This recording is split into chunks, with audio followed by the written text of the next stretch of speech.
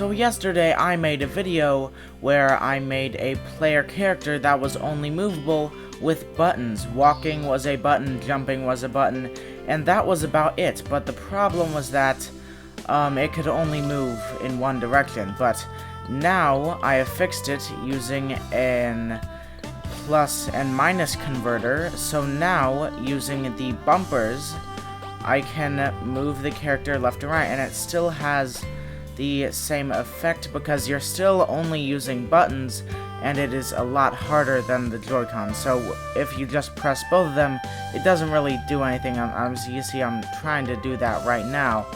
So yeah, it still has the fun of trying to learn a new movement system, but it is a lot easier to pull off. Now what I would like to do is add one more control. I would like to nail down the controls of this character because I do want to take this idea further. I know that I said that I wasn't going to, but that was before I learned that you can make this a lot better.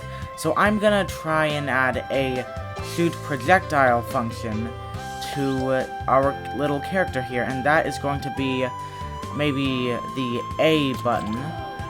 Okay, so so it's working right now. I gotta make it so that it's 0 gravity. Let's try and move. Oh, okay, yeah, it doesn't work. Doesn't work very well, so I'm gonna have to fix that, but it's a good start. We have many things to do.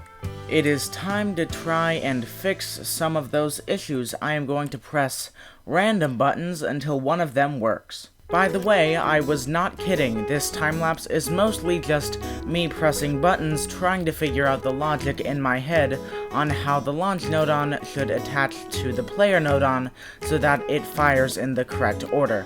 I do tweak some of the numbers, like the fire rate and how far they should fire in between each other before they despawn, and I switch up the 1 launch nodon for a 10 launch nodon so that we can have more than one projectile on screen, because I think that is what would really help us, because only allowing one projectile, while it makes sense, it's not really fun, and in fact it doesn't even really make sense. I don't know why I said that.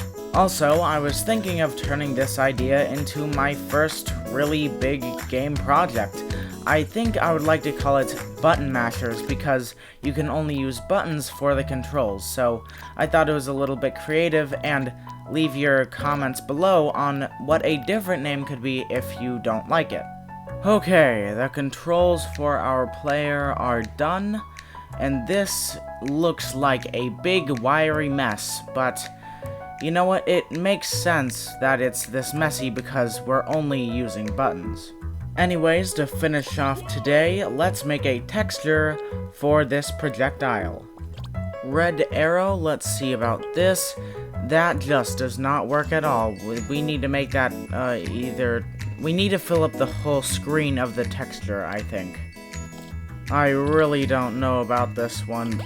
Yeah, I tried to make it like lava or fire or something like that, but this does not work. This is gonna be harder than I thought. I've made a mess. I've made an absolute mess of things. Okay, so if you have a better idea on what the texture should be, please tell me. And it won't be very hard to come up with a better idea for what the texture should be, because anything is better than what I've been doing. I made like a polka dot green ball. You can definitely do better than that, so please help me.